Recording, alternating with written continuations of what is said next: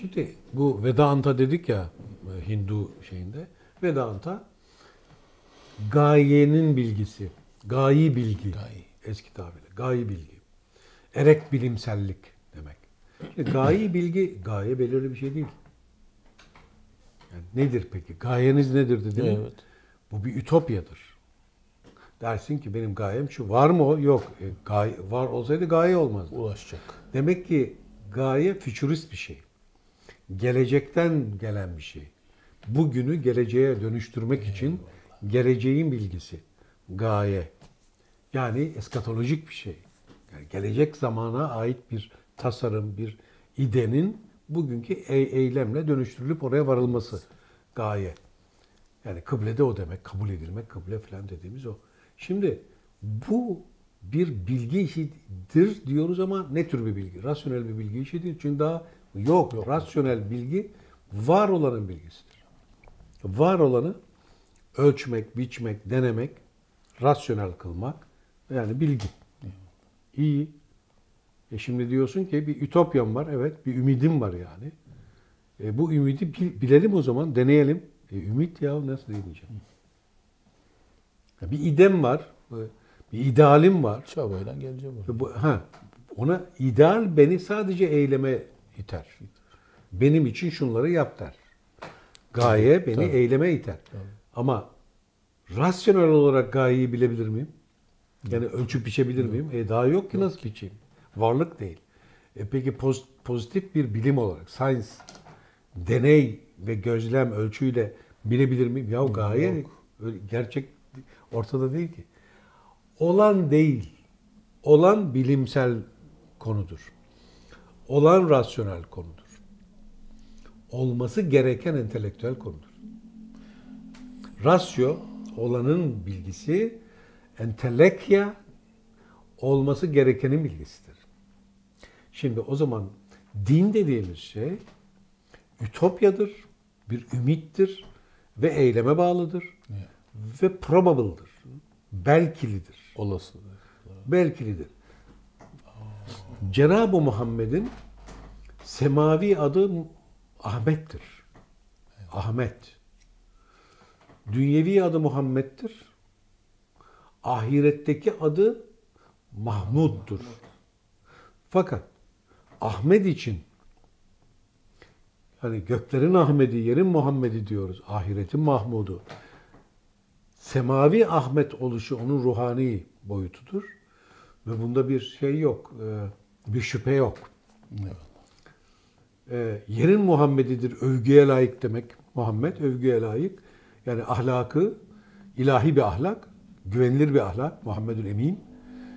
Dolayısıyla övgüye layıktır. Evet. Bunda bir şüphe yok.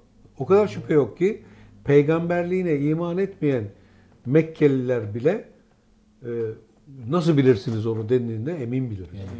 Yeddi emindir o. Emin eldir. O güvenilir insandır. Hiçbir şüphemiz yoktur. Tamam. Tasdik etmeyenlerin bile kendisine emin olarak biz kişiden konuşuyoruz. Evet. Ama Kur'an diyor ki ahiret için ahirette belki makamı Mahmud'a ulaştırılırsın. Şimdi burada ilginç. Ahmet'te belki yok. Muhammed'de belki yok. Gayet. Ahiret için makamı Mahmud. Orada da Mahmud demiyor. Makamı Mahmud. Yani övülecek olan makam. Ona belki ulaştırılırsın. Mahmud övülecek mi demek? Evet. Ahmet, Mahmud, Muhammed hepsi aynı kök. Hamd kökünden. Hamid. Allah'ın bir ismi var. Hamid. Övgüye layık olan odur. Şimdi övgü meselesini çok insanlar ya nedir bu? Tanrı ne garip bir varlık. Sürekli onu övmemizi istiyor. Beni övün. Bana hamd edin demek, beni övün demek. Evet. Ya bu nasıl ya? Şimdi bir tanrımız var, yağ çekmek gibi hani. Günlük dilde öyle değil midir? Yani, öyle düşün. Tabii. Yani işte sen kıyaksın, sen büyüksün, müthişsin falan. Bundan hoşlanan bir şey. Şimdi pozitivist insanlar ve modernist insanlar bunu saçma buluyorlar. Halbuki Allah aynasında kendini seyretmek irfaniyetinden bakarsak şunu diyor. Sen gitarınla bir sanat icra ediyor musun? Evet. Övülecek bir biçimde icra et. Övülecek biçimde icra et. Övgüye layık bir şekilde yap. Yani en kalitelisini yap. Muhammedi çağ. Geçiştirme. İşte, Bunu nasıl diyor? Ben şimdi bunu anlayamadım. işte bu. Allah aynasında insanın kendisi anlatılıyor dememiz şu. Allah dediğimiz zaman umumi diyoruz. Şu kişi, bu kişi demiş olmuyoruz. Evet. Muhammed dediğimizde de umumi diyoruz. Mekkeli Muhammed var evet. Ama hakikati Muhammed'i umumi. Ne demek? Övgüye layık bir hakikat. Evet. Peki övgüye layık, her işinizi övgüye layık yapın. Övgüye layık ne demek? O işi kendi hakkıyla yapmak hakikattir.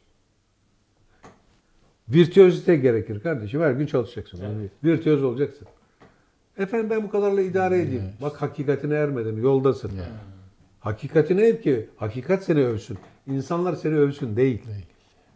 Hakikat tarafından övül. Elhamdülillahi Rabbil Alemin. Herkesin evet diyeceği bir hakikatin hizmetçisi olduğunu herkes bilsin. Şimdi böyle bir şeyden bahsediyor. Eyvallah. Olağanüstü bir hikayeden Ya. bahsediyor. Eyvallah. Bu şimdi herkes kendi tanrısına, zannına, inancına göre bunu alıp yorumlayabilir. Tabii ki de öyle yapacak. Başka Evet, çaresi yok. evet. Ama biz ne diyoruz?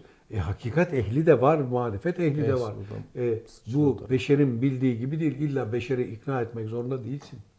Beşer talep ederse talebine beceden icabet edersin. Hizmet edersin. Etmiyorsa sakla kendini göreyim seni. Ortaya çık dansöz gibi oynama. Yok. Ona da anlatacağım, buna da anlatacağım. Böyle bir şey yok. Evet. O nedenle dekoltedir diyorlar. Birileri diyor.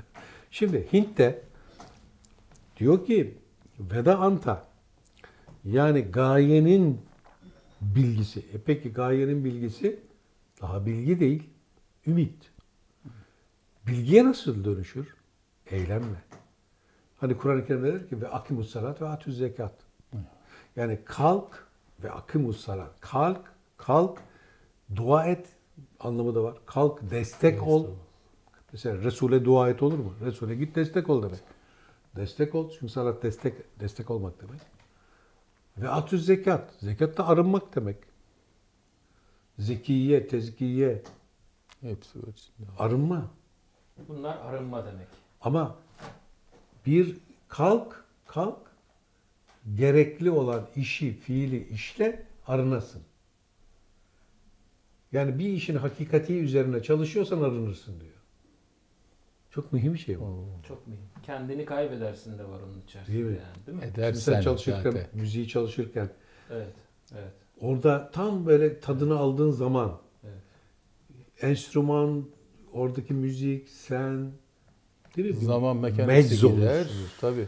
Bunların hiçbirini düşünmediğim bir an oluyor bazen çalışırken. Yani ben ne duymak, çünkü burada dediğiniz gibi birçok ayrım var. Çalan bir Serhan var. Dinleyen bir Serhan var. Bir de bir şey yapmak isteyen, bu çaldığıyla bir amaca ulaşmak isteyen bir Serhan var. Bir tane daha var. Tad Evet. alan.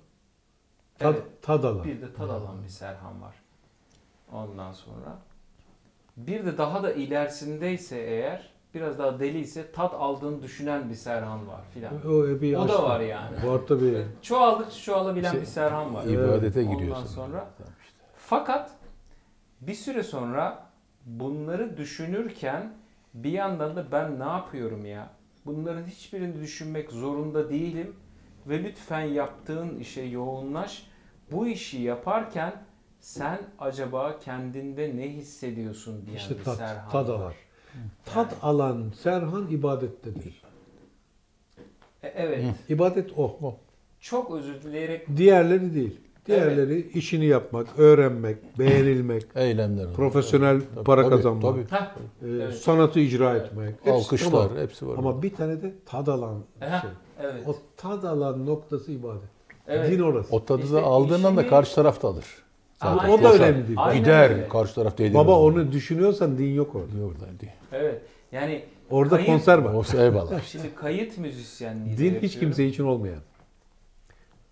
Sadece ruhunda tad aldığın, Allah için olan dediğimiz o. Ya. Şimdi ben bunu enerjisini alayım oraya da aktarayım. yok, Tamam, akıl, profesyonel para kazanıyorsun canım. Orada akıl. Yapmazsan Tabii. zaten kazanamazsın. Evet, Ha, aynen. evet. Yani Hiçbiri olmaksızın sadece tat aldığınızda Gayeye o zaman. O da tad alıyor o zaman. O tad. Çünkü Bak yine Vallahi orada hala o değilim para ya. kazanırsak da Ya olmaz. parasında değilim hakikaten. Anladın mı? Yansıyan Ya- o. Ya o da tat alsa olmaz diyor. Ya diyorum ki o da Alsa tat demiyorum. alsayı aştığın zaman tek başına Hı.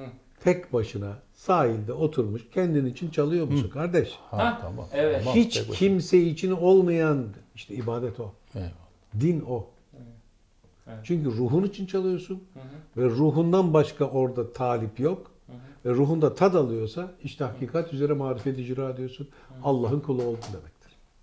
Yoksa öbürlerini reddetmiyoruz. Böyle anlaşılıyor. Bir şeyi Tabii, bir şeyi öne tabii. çıkarttı mı öteki yok mu? Ya var. Hepsi mertebesinde hak. Çünkü ben bunu emek harcıyorum. Bir iş yapıyorum. Bu işin birileri tarafından beğenilmesini istiyorum ki gidip bunu icra ediyorum. Onlardan da bir ücret istiyorum çünkü ben emek harcadım. Ben çalıştım kardeşim. Çünkü onların yaptığı terziliği, Evet. berberliği de ben satın alıyorum. İyaşelik. Yani ne var? Tabii ki. Tabii Ama ki. diyorum ki bunlar din değil. Bunlar profesyonellik, bunlar iş. Dinle o arada sen kendinde aldın tat.